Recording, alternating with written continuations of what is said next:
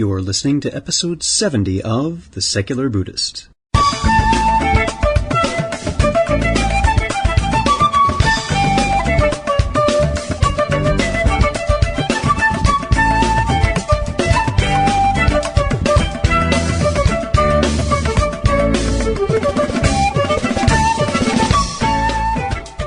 Welcome to The Secular Buddhist. I'm Ted Meissner. The Secular Buddhist is the podcast and website for modern, secular application of early Buddhist thought. The podcast has interviews and roundtable discussions pertaining to engaged Buddhist training and practice, and the companion website has show notes for each episode, along with resource materials on Buddhism, critical thinking, science, secularism, and skeptical thought. Though the podcast focuses on core practice from a secular viewpoint, more traditional teachings are welcome and openly discussed. Steve Hagen speaks with us about faith and belief, a wee bit of Nagarjuna, and a big ol' rock.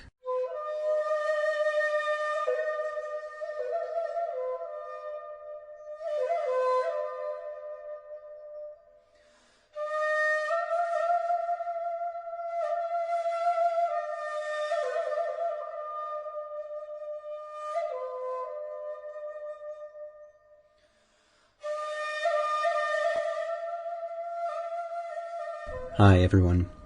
Today I write this sitting by myself in the farmhouse at Barry Center for Buddhist Studies after a week-long seminar on secular Dharma, and it was wonderful. If you ever get the chance to come out here, do. Topics were very well covered and generated terrific energy, compassion, and community in those fortunate enough to attend. One of the topics we were not able to cover in the short time we had together, though, was the comparison and clarification of what we mean when we speak faith and belief. Context, as it turns out, is pretty important. However, I did have the opportunity to speak about this with Zen teacher Steve Hagen, who also happens to be in Minneapolis. Steve Hagen has been a student of Buddhist thought and practice since 1967. In 1975, he became a student of Dainin Katagiri Roshi in Minneapolis and was ordained in 1979. He has studied with teachers in the U.S., Asia, Europe, and in 1989 received transmission from Katagiri Roshi. He is currently head teacher at Dharma Field Zen Center. He is the author of Meditation Now or Never, Buddhism is Not What You Think, Buddhism Plain and Simple, How the World Can Be the Way It Is, and he edited You Have to Say Something, a collection of Dharma talks by Dainin Katagiri. So, sit back, relax, and have a nice Minnesota Molotov. Nah, I just made this one up, but bartender scientists, please get on that. Hi everyone. Today, normally, we do these interviews over Skype, but today I'm very honored to be at Dharma Field Zen Center with Steve Hagen. Steve, very, very grateful to be here. Thank you so much for spending the time with me. Well, thank you for coming. Yeah. Glad you're here. That's a very nice spot. And what I wanted to ask first, as people listen to the podcast are used to, is a question about how you first got interested or heard about Buddhism. We chatted about this a little bit before the interview, and there's a little bit of a story there. Yeah, it could be a long story if I got carried away. But my interest in Buddhism actually goes back, as I was telling you earlier, to childhood. I was raised in a fairly strict Christian home, but my eldest brother, who's 12 years older than me, when he was in college, for a brief time, he got interested in Buddhism, and while I was still 7, 8 years old, he got me interested in Buddhism, and I was somewhat intrigued by it. So it left me somewhat predisposed, to look at Buddhism in a favorable light, and by the time I was in college, I was, beginning to pursue, some of my interests in Buddhism. And by my late 20s, I started to realize that this was, it wasn't just a casual interest. I was, very much into it. So it was a long development, you might say. Mm-hmm. Now, your college education, you had some science background, which plays a little bit into our discussion that we have coming up. Tell us a little bit about that. Yeah, well, I always, saw myself as becoming a scientist or working in science. I was always pretty much open to that. What I wanted, and what I, as a young person, I probably didn't quite understand it. And this also factors into my interest in Buddhism. But I realized in looking back that my interest was in just getting to the truth. I wanted to know what is going on here. I wanted to understand, and I felt that science was the way to go about doing this, and in a limited sort of way. It is. It has this impeccable method of researching and studying the physical world and making some rational sense of it, and that appealed to me very much. And as I was saying earlier, it kind of suits my temperament and personality and my approach to things. I want to remain rational and grounded and with it and here and present. But I want to know what's going on, and that's what captivated me. But in time, my interest began to turn a little bit, maybe more philosophical, you might say. And then, surprisingly to me, then as I developed more and more of an interest in Buddhism and Zen in particular, and also Taoism actually early on, but just looking at the natural world and natural processes and things, that began to dominate and take over by the time I was getting into my later 20s. Yeah. So I don't know, does that... That answers the question. Yes, quite well, yes. And that will lead into something that we'll get to in a little bit. But one other interesting point you mentioned beforehand is right now you're in a role of being a teacher in the sector, but one of your brothers is also doing a very similar kind of role. And do you two ever have discussions about some of the circumstances that you run into or anything like that? Well, you're referring to my brother who's the minister. Yes. We don't really have very many discussions, actually. We have on occasion. And, I also mentioned I had another brother, our oldest brother, who was an atheist. And he would often challenge my Lutheran minister brother. Yeah. And it was actually rare that the three of us would be together, but I do remember on occasions when we were together. And often I ended up being somewhat of the mediator between... The middle way. Always the middle way with us. Yeah. But I would say that over the years, my minister brother, he's now retired, but he gradually seemed to warm up or at least accept what I was doing. But I think for many years, he kind of looked... at it sideways, I guess. He just, Okay. So, but I think he does respect, what I'm doing now, and that's been a slow development as well. It takes time, particularly as you and I share, being the youngest brother, establishing our credibility as adults. Yeah. Often involves a few more gray hairs than it otherwise would involve. Yeah. Well, as a young person, I was always searching and really getting involved in a lot of different things. I kind of glossed over all of that. But so I left my older siblings kind of thinking, well, there's Steve, he's just messing around. And when I got into Zen, they thought, well, that's just another thing he's going to dabble in and then move on. But it stuck, I didn't leave. So. Now, you're the author of several books, including Buddhism is Not What You Think, Buddhism Plain and Simple, and I think the most recent one is Meditation Now or Never, yes, in 2007. Yeah. And I have another book, my first book actually was How the World Can Be the Way It Is, which is kind of a, what can I say, maybe the interface between Buddhist thought and particularly Nagarjuna and scientific views of the world. Nagarjuna lends himself very well to that. Mm-hmm. The Madhyamaka, in fact, I just ordered a copy of that myself because of the very You were using the term earlier of reductionist ways of approaching, and that samsara and nibbana not so different. These are really inherently the same, and that our views about them are what create them in the different forms, depending where they're coming. So yeah, it does lend itself very much to that. And Nagarjuna is actually probably, what would I say, my specialty. I don't know. I've spent years really, studying Nagarjuna, and in later years now teaching. And we have a year-long course here on Mula Madhyamaka. I will want to find out more about that myself, because being local, it's an opportunity for me. So yeah, let's talk about that. And some of the other books, can you give us a brief overview of Buddhism is not what you think, and Buddhism plain and simple? Kind of a ballpark of what they cover.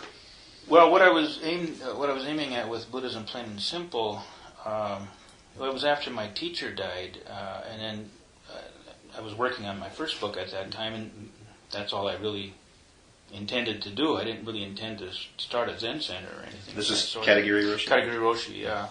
And but after he died, pretty soon there were different individuals who would come around to my place, and we'd sit and talk and have discussions and things, and pretty soon more formal organized meetings were beginning to occur, and then finally somebody suggested, well, why don't you just teach a course on, and so I began to do that, and then I was using the book, we discussed it earlier, What the Buddha Taught, and Walpole Rapola's book. Yeah, which I think is an excellent book, really. But it didn't quite, what I wanted was something in just plain English, and very focused on just what the Buddha taught, simply what the Buddha taught. Right. That's where the word simple comes in, though some people have taken the word simple to mean elementary or basic or or easy or something like that. No, these are profound teachings, yes. and but I wanted to just stick. I didn't want to stick to what the Buddha taught. I didn't want to compound it with other kinds of teachings. So I wanted that. So that was my focus there, and to just more or less distill the basic teachings of the Buddha in very plain language, easily accessible, and not using a lot of jargon. And so that's how that book came about. And then the book Buddhism is Not What You Think. This actually came from just through putting together a number of different talks I've given over the years on different aspects of Buddhist thought and teaching. And the title actually is sort of a double entendre there. It's it is, since most people would say, well, Buddhism's not what you think, something like that. And it is kind of like that. Whatever we might think, well, that's probably really not. It's conceptualization all over again. Mm-hmm. Yeah. But beyond that, it's. I'm also saying that Buddhism or the Buddha Dharma, the teaching of the awakened, is not about what we think. It's not about our beliefs. It's not about conceptualization. It's about direct seeing and knowing reality. And without having a lot of theories and ideas about it. So it's not about our thought in the end. It leaps over all. Of course, this is a very Zen perspective, but that's what I was going after there. Yeah. And so just putting together different talks I'd given on various aspects of that approach. Well, that in particular, the title itself, and that's what I was rather hoping when I looked at the title, like, that's dense as poetry, that title in itself, because a discussion that happens quite frequently in just in Buddhist circles is this idea of nama, of conceptualization and giving things a self, and that it is often giving them a self that they don't really warrant, that this is not a thing all on its own, and that when we set that aside or let that go or are mindful of that, it dissembles it, and then its weight as a thing that must be, it has its own gravity, falls away, and that is indeed an essence of the teaching of the Buddha. Yeah. Excellent. Well, something that I really wanted us to talk about is a discussion you and I were having a bit online on the difference between faith and belief. And part of this comes from our shared backgrounds on science and how we approach teachings like this, which typically people see as spiritual and they're about inner transformation. And they are, that's true. But it doesn't necessarily mean that they are supernatural or mystical. Yeah. And this comes up a lot in discussions of, say, rebirth. So why don't we start with faith and belief as a topic and then apply that to the rebirth ideas? Yeah, okay. Yeah, well, well, let me just, if I can just back up a little further to it. If you look at what the term religion is referring to, it comes from the term religio, which means to bind or to bind back or to rebind with what? Well, I would say with truth, really. But, of course, in many religions, perhaps most religions, it's to bind with, well, that truth at least would be some idea like God, something like that, some ultimate truth of some sort. But, of course, that you can only accept on belief. I mean, that's an idea, and we can grasp it in our minds as a concept, and then we can either believe it, and then we can also put our faith, which I would interpret as trust. We can put our trust in that. But if religion, if we want to get back to the distilled meaning of what that term is referring to, we're just talking about truth. And I would say that the Buddha Dharma, or this practice and this teaching, is all about that. But rather than thinking that we can get hold of this through some idea or concept, and that we put our faith in, or that we believe, Yeah. This is about a direct knowing, a direct seeing and understanding of reality. It's about that, not about hanging on to ideas. And so, from that standpoint, I do regard the Buddha Dharma as a religion, but not religion in the way that most people think of it. I mean, we don't have any concept of God. It's not about believing anything. And as I mentioned to you once, I think on the phone a while back, as I see it, Buddhism is not a belief system. It's not about that at all. It's about direct knowing, direct seeing, and which is non-conceptual. It's immediate, and yeah. And let's contrasting that in part with how science approaches that these are really ways of knowing, and that science has a very good system for knowing the natural world. When you are going to use concepts and ideas, then science can handle it. I mentioned that once before to you too as well. But science is geared for that. It's set up for that. It can handle belief because it treats it rationally. It looks for evidence and supporting evidence of certain ideas and things like this, and then weighs that against what can be tested out experimentally or whatever. And that all makes sense. It's quite rational. It's grounded. It's pretty successful. It doesn't bring us to any kind of ultimate truth, however. It does say quite a bit about the relative world or the material world in which we find ourselves, and it's very useful and functional in that way. But here again is where I would say that Buddhism. I really don't like the term Buddhism. I prefer Buddha Dharma, or what the awakened have taught. This is about, as I was saying earlier, about direct knowing and seeing, and so we have an expression. There's an expression in Zen that the Tathagata, or the term for the Buddha, or an awakened one, doesn't have any theories, and this is where I would say that Buddha Dharma differs from science. It goes. What can I say? It bypasses that, and the reason for that is that the only way that we can actually have direct knowledge of things is to go right to that and not get caught up in ideas or concepts about it. Mm-hmm. And in the analogy I often use is, for example, if you want to know the taste of orange juice, say you've never encountered this substance before. Chocolate. Let's go with chocolate. I always use chocolate, because then I can go on to Lindt truffles, and we can talk for hours on that one. I was going to bring some chocolate for you. I forgot. But okay, so chocolate. If you've never had chocolate, you can ask me, well, what does it taste like? And I could maybe try to describe it. I can, its aroma, the color, all of these different things, and you might start getting some ideas about it. But that's not knowledge, at least from a Buddha Dharma perspective. The true knowledge is wordless. You just taste it. You put it on your tongue, or you can feel the texture of it, or whatever. But we can experience it in various ways. But that's the knowledge that I think the Buddha Dharma is really aimed at, that immediate and direct kind of knowledge, not having ideas about it or theories about it, which are useful in their own way. Absolutely. But it's like you were saying, it's a different kind of knowledge.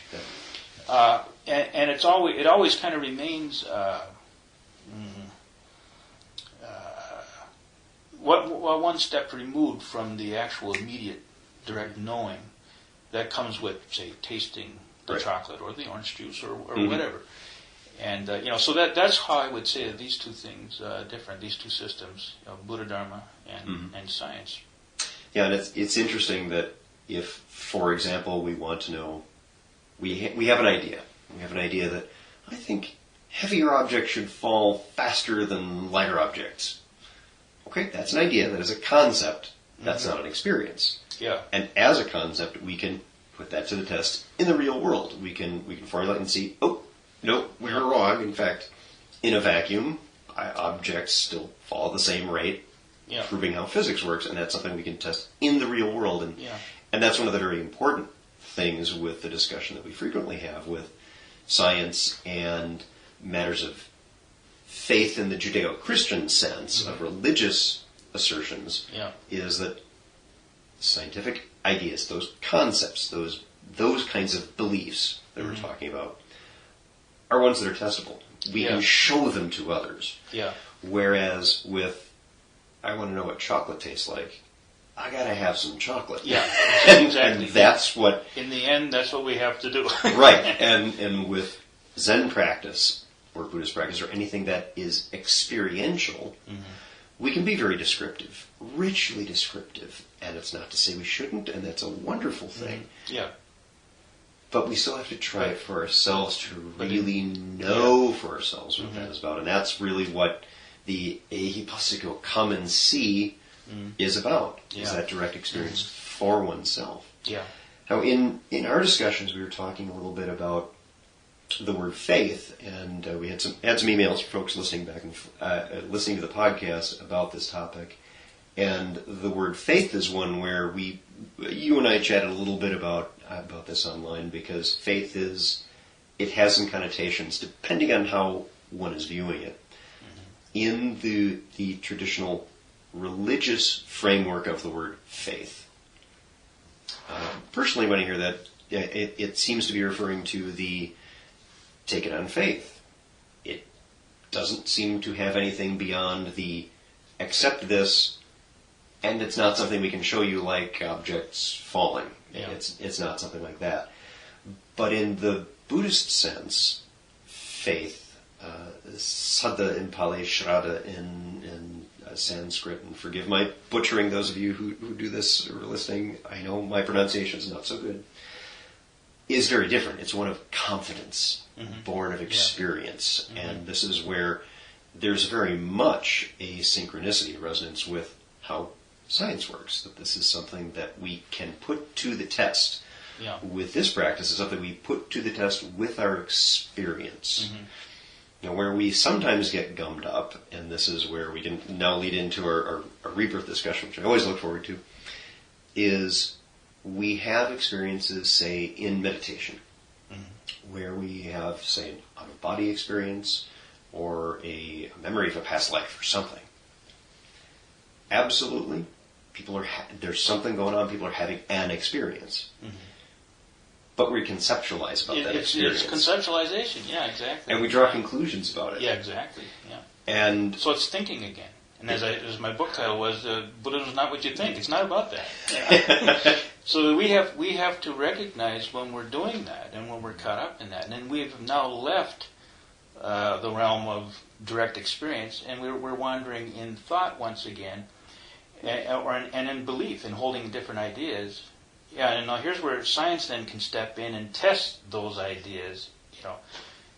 Whereas if religion isn't grounded in holding on to actual experience, it just goes wandering freely. Also caught up in a world of concepts and ideas, but with no grounding whatsoever. Yeah. And it's a disaster. Yeah. So that's why I say that religion really can't handle belief. So, science can, Mm-hmm. but Buddhism actually doesn't really mess around with belief much at all. Well, it goes to the Buddha's answer about what are the imponderables. Mm-hmm. These are things that we can talk about them and conceptualize all we want, but that's not going to help us move forward. These are things that we can't ascertain when someone asks, is, for example, the Tathagata gone or not gone when after passing away? And like, well, it's not even really the right question. There's no self to begin with. Yeah, there's nowhere to go with that. There's nowhere to go with that. Yeah. Or how big is the universe? It goes in the same bucket as how many angels can dance on the head of a pin, or how did an invisible pink unicorn part their hair today? Well, they're invisible. We don't actually, in the case of the universe, I think that we can measure more with science. We're getting closer to that kind of thing. Yeah, but also I think we can actually show that in a way that becomes a kind of for different reasons than the angels dancing on the head of a pin. It becomes a meaningless question because it can be shown that the universe, in many ways, it's sizeless. It's like it doesn't really have dimension in an ultimate sense. I mean, you consider like the light that comes from Andromeda. We say, well, it takes 2 million years. It's like 2 million light years away, right? So it takes 2 million years to get here. Well, if you ask that little photon now that just entered your eye from Andromeda, how long were you journeying to the photon? It didn't take any time at all because at the speed of light, time doesn't elapse. So we can look at different things like this, and okay. So then, how big is the universe? Is that a meaningful question? Well, in a relative sense, and give it a relative context, you might be able to come up with a reasonable answer. But ultimately, it's sort of a meaningless question. How big is the universe? Is it sizeless, or is it big, or And really, and then I go compared to what? Right, and then as much as I'm fascinated by those questions as a science geek and speaking with physicists about it. And I've had Pam Gay on the podcast, and she's an astronomer, and we have wonderful conversations about things like that. Ultimately, it has nothing to do with what does chocolate taste like. Yeah. So it's a non-experiential type of question, Mm-hmm. and where I think a lot of traditions that are having challenges right now is they're trying to apply questions that are experience-based, ones of a personal spiritual nature, and apply them to the real world where they don't measure, they don't have any purchase, and they're trying to force them into that reality where that's not their realm, they don't belong, they're not able to address these things. Yeah. So we see these questions with our faith tradition says evolution can't be true because that makes our faith tradition untrue. And we know our faith tradition has to be true because it says it right here. Well, yeah, and also where would we be if we weren't hanging on to that? Right. Yeah, exactly. Well, let's chat a little bit about the big R, the rebirth question. Mm-hmm. Tell us about your thoughts on rebirth. Well, there's I would say that this is most of the ideas that float around in Buddhist circles, I guess, today about rebirth are based on a basic confusion, I would say, about what it was that the Buddha was referring to. First of all, the term, as far as we can tell, was rebirth consciousness, and not reincarnation. And I was saying to you earlier that it seems to me you can make a very good argument that the Buddha, whoever he was, or at that time when this individual perhaps lived, we know that certain ways of looking at what's taking place here, got into the teachings, and it seems to me that what we find from the Buddha is that what he was pointing out seems to me anyway, was kind of a warning, to warn people who were caught up in the notion of this self that's perpetuating lifetime after lifetime. Actually, their fear was about re-death, that you have to be cycled through multiple deaths, one after the other, each of which is very painful. And so they looked at it with kind of a thought of dread. It seems to me that you can argue that, well, here you had this person who came along, we now call the Buddha, who was pointing out that, actually we don't find anything that's persisting, even from moment to moment, let alone from lifetime to lifetime. And then he referred to that as rebirth, but it's like each moment is born from what appears to have immediately preceded it. And that's all it is, that there isn't actually anything is being carried from moment to moment. There's no permanence. There's nothing permanent in this picture at all. Right. And so to me that is the understanding of rebirth consciousness. It's the consciousness of the fact that this moment doesn't look like what immediately preceded it. Mm-hmm. And that's all. And that very basic cause and effect of punyabhava, again becoming, does not necessarily mean in the way that people have taken this to be, that this is a moment-by-moment consciousness. It's also, even if this is an interpretation or this was the original meaning, whichever way we approach it, it still applies, because that is still a perfectly valid way of looking at it. There's actually no way to pick it apart. And whereas the notion that there's a persisting self that's being carried along through, from lifetime to lifetime or whatever, there's all sorts of problems with that. I mean, it seems to me you have to find some. What is that thing that's persisting? And but of course, that's precisely what the Buddha was pointing out, that we don't find anything like that. So some people would say that the Buddha taught that there is no self, but I would argue from Nagarjuna's point of view that that's going too far. That's going to the other extreme. And if we consider what we mean by self, if you think about it, what we're really talking about is this notion that we might be hanging on to it, that there's something that's persisting from moment to moment. Because if it didn't persist, as itself, well then, what's becoming something else? Well, the very instant it starts to become something else, it's no longer itself. So a self has to persist. It can't change. And that's really the most subtle meaning of self, is that we have something here that's persisting from moment to moment. Yeah. But this was precisely what the Buddha was pointing out as what we don't find. We don't find this within our experience. But then to say that... but that there is no self, that's a kind of a backhanded way of putting permanence back into the picture. Right. So from Nagarjuna's perspective, it's going to the other extreme. Mm-hmm. So. Yeah, we've had that discussion. I've asked Bhante Gudaratna. I was on a weekend retreat with him a few weeks ago, and we got into a little bit that discussion of, is the teaching eternalism or nihilism?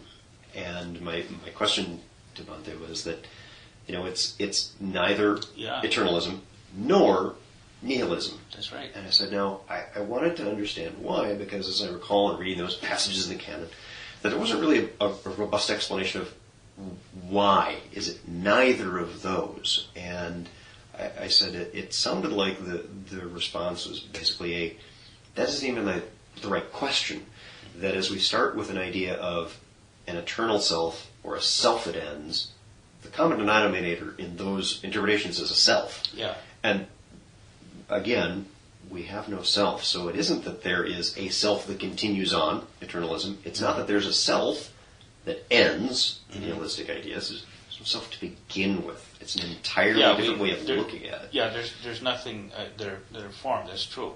Yeah, but again, to think that there's a self that comes to an end.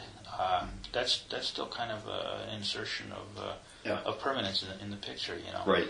So that there's still a me instead of not I, not me, not mine. Come to an end, yeah. Nagarjuna again actually saves us from nihilism because nihilism shows up anytime we take hold of the notion that there is, or there could be, or it's debatable whether there is anything permanent.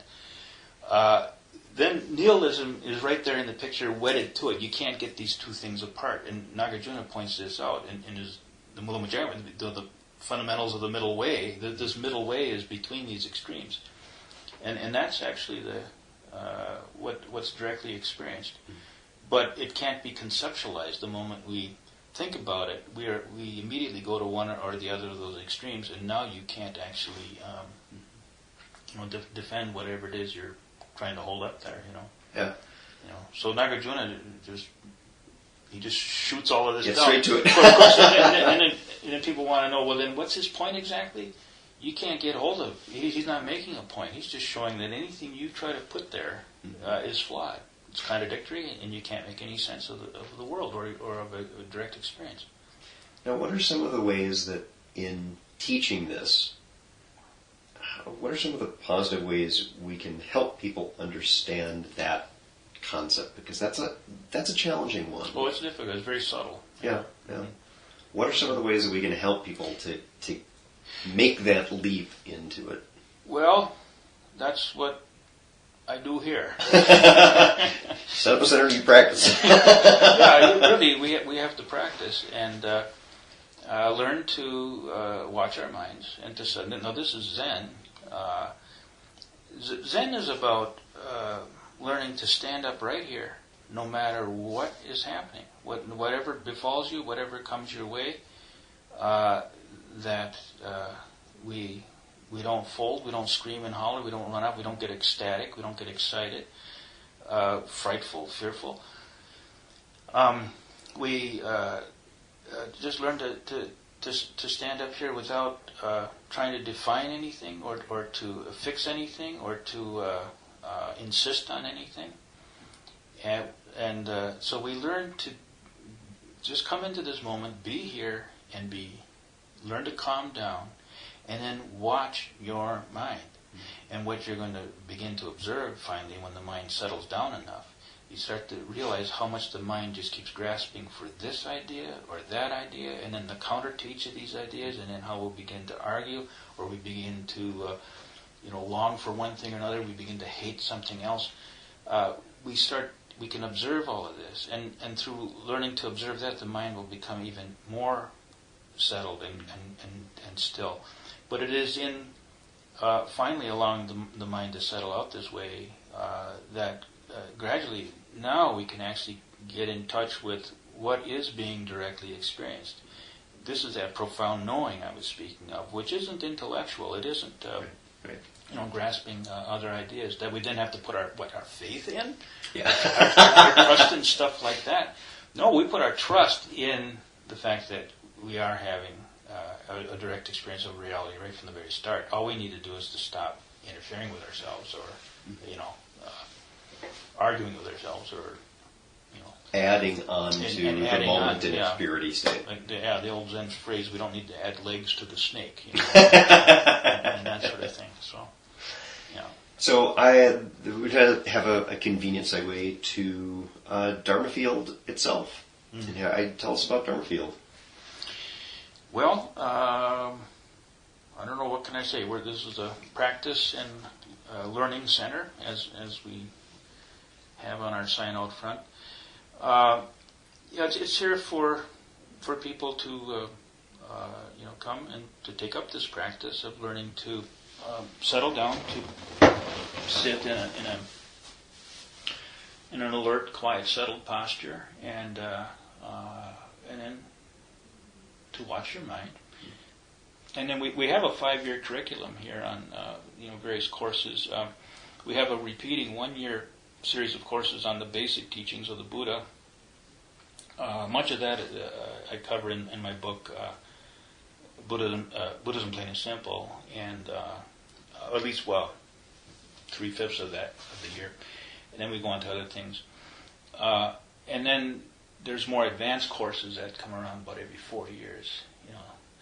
So we have a number of classes, and then we also have other courses that are just kind of fun courses that we teach maybe once and let it go at that.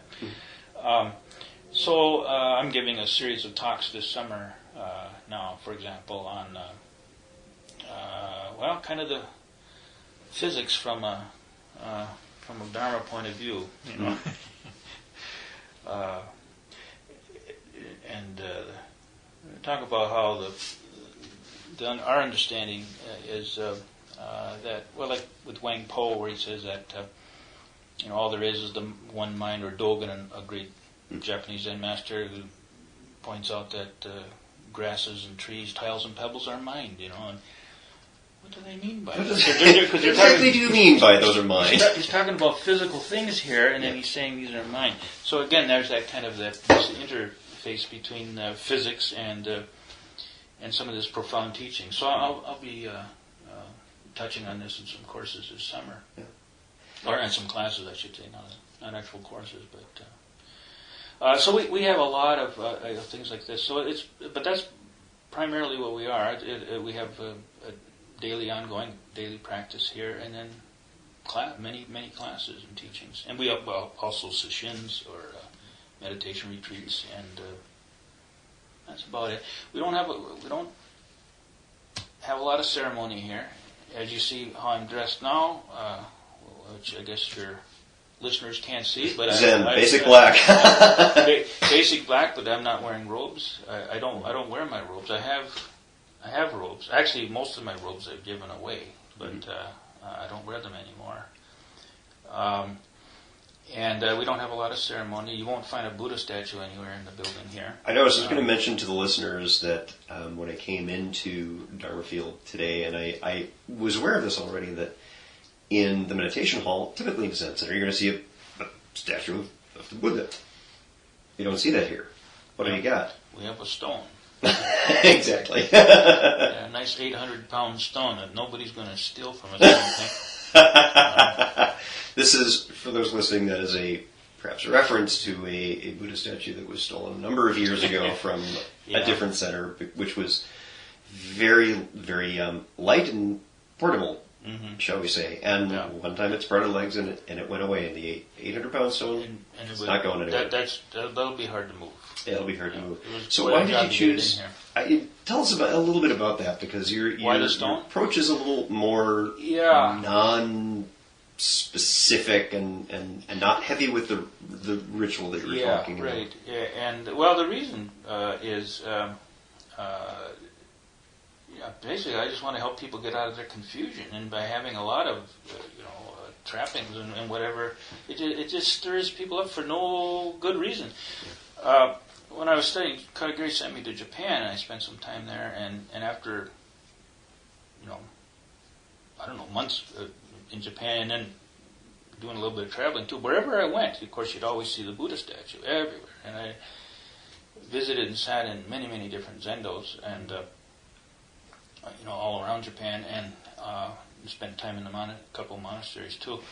But anyway, but everywhere you'd see the Buddha statue, and then finally this one place I went to, all they had was a stone. And the moment I saw that, there was just something refreshing about it. I don't know. I don't know what to say, but I thought, if I was ever going to start, and I wasn't thinking about ever starting a Zen Center. I didn't even think about starting this one. It just sort of happened, I guess. Mm-hmm. But it was always in my mind. That is what I would have. It's just the stone, and so that's what we have here. Because you put that humanoid figure there, and then particularly when you walk up, you see people putting their palms together and bowing, and it looks like idol worship. Here with our Christian tradition, we're kind of a little bothered about that. People that worship idols, we don't want that. Idolaters. And so there's a lot of confusion about that, and and some people think that's wonderful, to have, to be so reverential toward the Buddha and all of that. Other people are turned off by it, repelled by it. But a stone, nobody is bothered by a stone. I mean, a stone is just part of the natural world, and I remember too in Tomoe.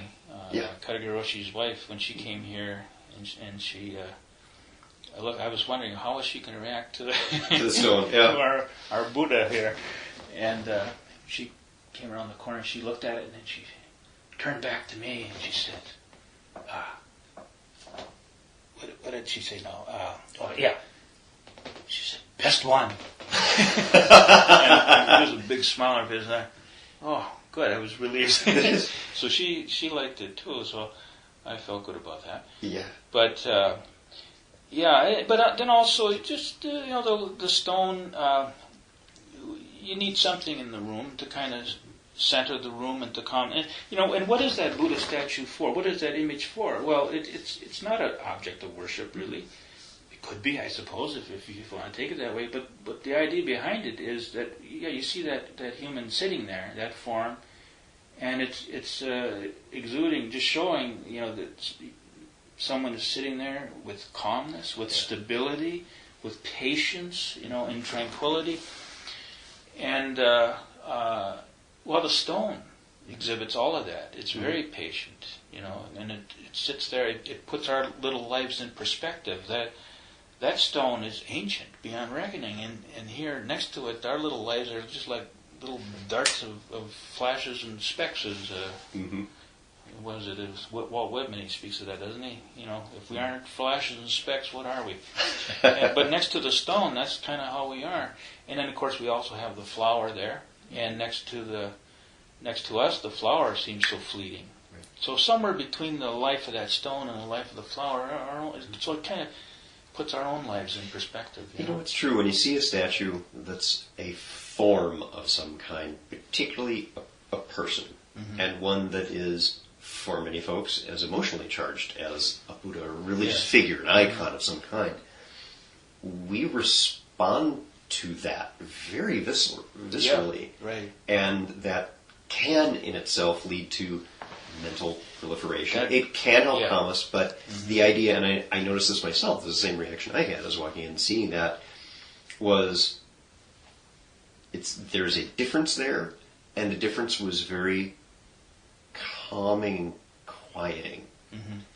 And that in itself lends a positive experience atmosphere to the Zendo, that as we're doing the meditation. Yeah.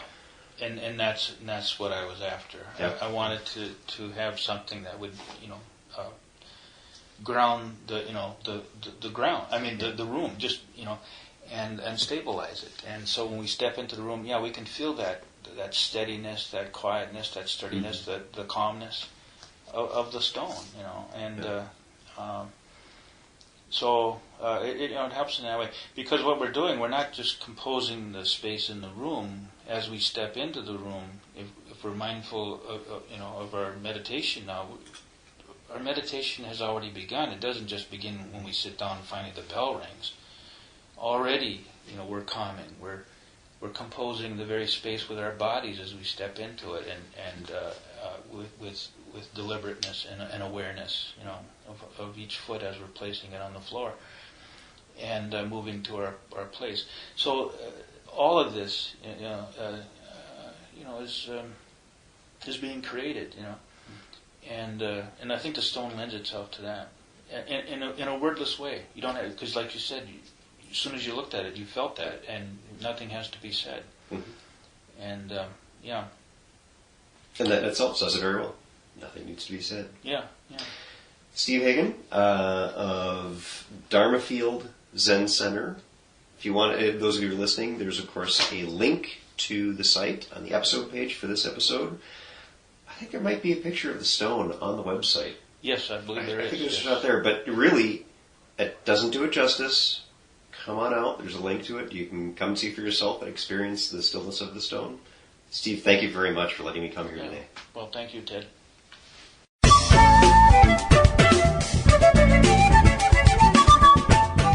Thanks for listening.